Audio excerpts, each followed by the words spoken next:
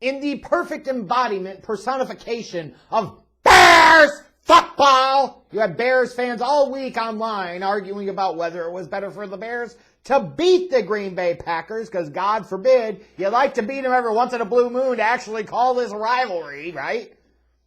You might actually want to beat Aaron Rodgers one last time. Would be nice.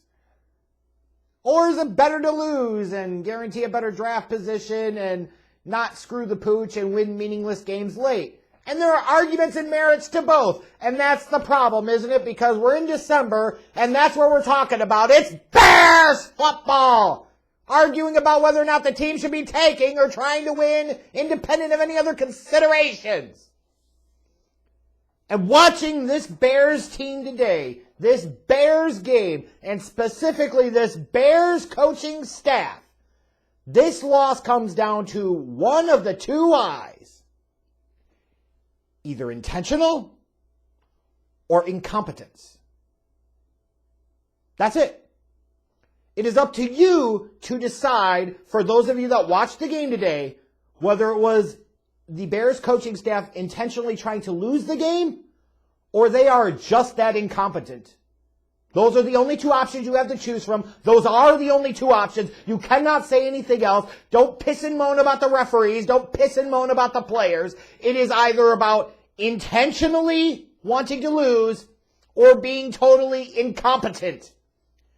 And the fact is, there is plenty of evidence to support both, and I don't know which one is worse. It might actually be the latter. Because forgive Bears fans that were watching this game today if they weren't getting a little excited with themselves at the thought of, hey, the Bears have a 10-0 lead in the first quarter. They were up by 2 scores by 9 points entering the fourth quarter. Think about that for a second. And they found a way to snatch defeat from the jaws of victory, giving up 18 fourth quarter points to the Packers. And the cherry on the shit sundae is now the Green Bay Packers have surpassed the Chicago Bears on the most team wins in NFL history list. They are now number one with 787 team wins. The Bears are second with 786. That is the perfect kick in the crotch to wrap up this Sunday afternoon action. I don't know what is. But this comes down to the coaching, plain and simple today. And it was either intentional or incompetence. If you don't think it was one of those two things, A, you're wrong. B, argue against the wall. C, numbers 1 and 2. Because let's take a look at early on. Justin Fields hits that beautiful bomb to Equanimous St. Brown. You're like, okay, this is what you want to see if Justin Fields is going to play. Let's see what he can do through the air. And by the way, he did technically throw for the most yards passing in a game this season for him. So that was something positive. You want to see the quarterback make his hay throwing the goddamn football. I know, what a novel concept, right? But of course, the Bears hit that big bomb, and what do? They have to burn a fucking timeout because that's Bears football. Matt Nagy, is that you? And then you come out of the timeout and you try to run a trick play with Equanimous St. Brown, which of course doesn't fucking work. It's a 1-yard gain.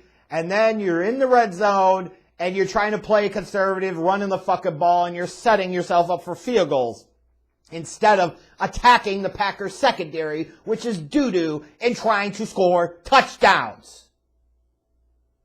Now, a little bit later, obviously, in the first quarter, here's Justin Fields saying, you know what? I know Luke Getsy's a fucking moron, and more on him in a moment. I know this organization clearly doesn't want to win. Look at the shit roster they've compiled around me. More on that in a moment.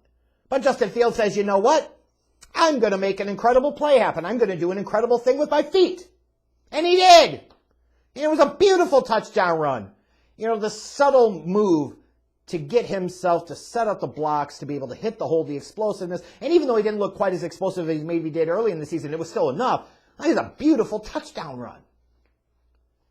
And all of a sudden the Bears are up 10-0, and you're like, okay, that's a great run by Justin Fields. No more of that shit. Let's see you throw the ball because you want this young man to stay healthy the rest of the year. You like to see him be able to develop as a passer.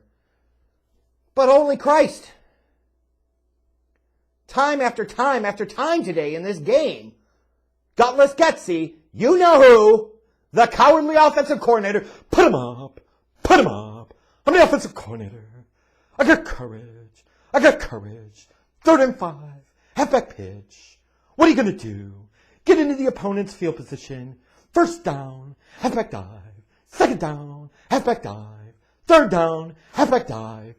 It's this type of shit all game long. Like you look later on in the game in the 4th quarter. N'Keal Harry, for Christ's sake, makes a great catch on a good Justin Fields deep throw. You're right there in field. You know, you're in scoring position, and instead of trying to play to get a touchdown, what do? Of course you do what the Bears are always going to fucking do. They try to play it safe, and you try to set up the field goal team. That's the type of shit I'm talking about that's fucking intentional. You have multiple opportunities in the Green Bay Packers red zone, and you're running the ball on 1st down, on 2nd down, and 3rd down. That is not your philosophy. That is not a plan. That feels like intentionally trying to not score as many points as you can. Intentionally! So for all you fans that wanted to be in on the tank this week, look to Gutless Gutsy as your hero because he said, put him up, I got courage. Anybody can try to score touchdowns, but we're going to try and do it the hard way. We're going to do it with field goals. I even scare myself. I got courage. I don't have any courage at all. You actually got people that still think this guy is any fucking good at his job. When we talk about off-season needs for the Bears, you can debate about offensive players, defensive players, and it's all wrong. The number one priority, and my apologies for not saying this before, the number one priority is replacing that gutless piece of crap, the genius, Luke Getsy. He sucks. How could you watch this fucking Bears team, this Bears offense, every single week and not think that your offensive coordinator is a dribbling fucking idiot? And that's the piece I can't figure out with him. He could have been intentionally trying to not score more points today, or he could just be that fucking incompetent. And again, there is evidence to both. But as much as the offense was trying to maybe put forth a little bit of an effort to try and maybe win, but you can't really tell, here comes Alan Williams and Matt Eberflus and that fucking Eberfuel defense to suck it up when it matters most. They gave up a 9-point lead, a 2-score lead in the 4th quarter. They gave up 2 touches and a field goal, plus the 2-point conversion. And you know, Bears fans just had to love today watching Christian Watson have a touchdown reception and the big touchdown run late, which put the game out of reach. Oh, that had to feel really good. Meanwhile, Ryan Poles, his 2 defensive backs that he took in round 2, were out of the game today due to injury because meh. And you're watching the 3rd round developmental 25-year-old wide receiver trying to make some type of impact in the fucking return game because God knows he's not going to as a receiver, like even EQ St. Brown when he rolled out on the trick play in the 1st quarter. I think he had Velus Jones open. He said, no, I'm doing the Lord's work here. I ain't taking that chance because I'd rather get the 1-yard gain than get nothing because I know this idiot's going to drop the fucking ball. But that Eberflus defense, your personality. Oh, and speaking of the Eberflus defense, Mark Schlereth is a fucking idiot. Stop falling into the slow white guy middle linebacker racist trope. Sanborn is not Urlacher in terms of speed. Absolutely not. He's not even Roquan Smith in terms of speed. Sure he's not. But he's got some fucking concrete foot. He can move. He's got decent enough speed and quickness for the middle linebacker position. And when you combine that with above average instincts, he's really good at getting sideline to sideline. So just shut the fuck up talking about it. That's dumb. It's in the first time you've heard Mark Schlereth say stupid shit. Even during this game, talking about how great of a rivalry it is. What fucking planet are you living on, dude? But this Eberflus and Williams defense, just laying a fucking egg late. And look at this dumb dick stuff. The Packers, it's a little over 2 minutes to go. The Packers get the 1st down.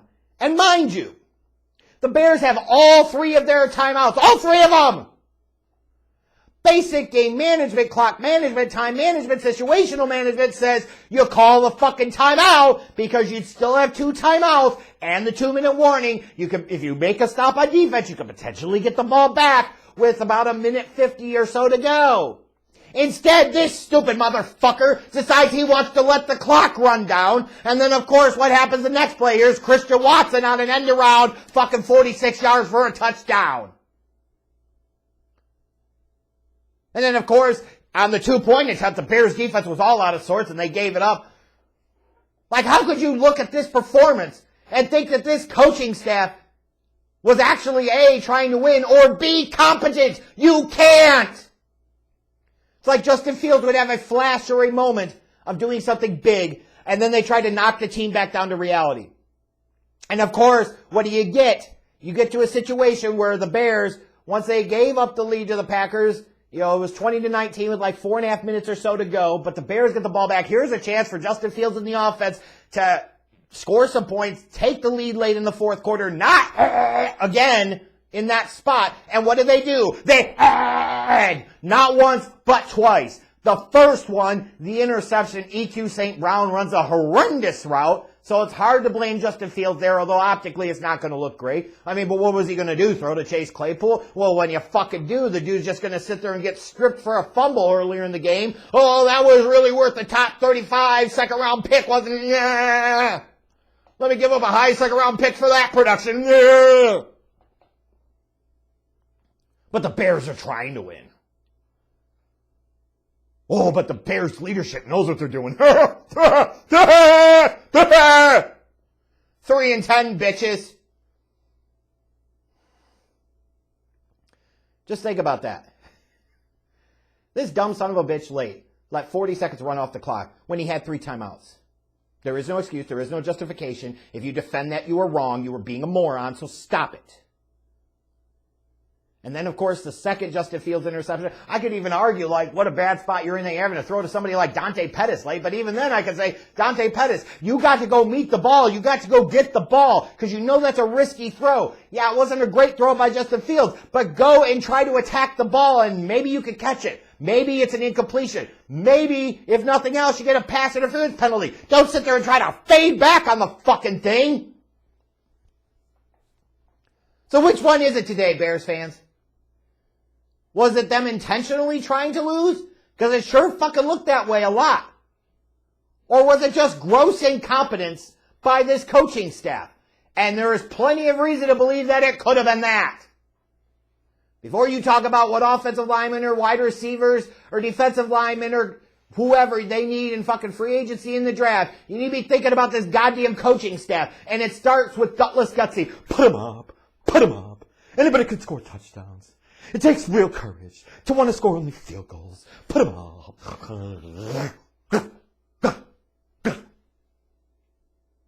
And if you're defending this, the same idiot that took almost 2 months to realize, hey, Justin Fields is pretty athletic. Let me put him in situations where he can actually utilize his legs and make some big plays happen. Why would you defend that guy? And you have seen nothing, and I want to emphasize again, absolutely nothing that shows to you that Eberflus is some type of freaking genius. Oh, look at the talent he has on the defense, so fucking what? When you look at some of the calls that happen and some of the decisions that are made, they are wrong time after time after time. Like you watched N'Keal Harry make that big play today and you're like, well, why hasn't he played a little bit more? Why has he been a healthy scratch? Like none of this shit makes any fucking sense, right? Or the Velus Jones. Oh, let's endorse him benching and then making Velus Jones inactive so you'll take that out of the kick return game. It's the one fucking thing he can do worth of shit. It was either intentional or incompetence today. Don't get it twisted. Luke Getsy has to go after this season. You want to really roll into hit 2023 with him as your offensive coordinator? You really want that? Do you want it? Do you really? It's either intentional or incompetence. And either way, it just all amounted to the Bears losing again to Rodgers and the Packers. Oh, but yay, they're still in the second overall draft slot. Don't worry, folks, they're not going to keep that. You know they're going to fuck that up too. Just delaying the inevitable at this point. Because that is the epitome of what Bears football is all about.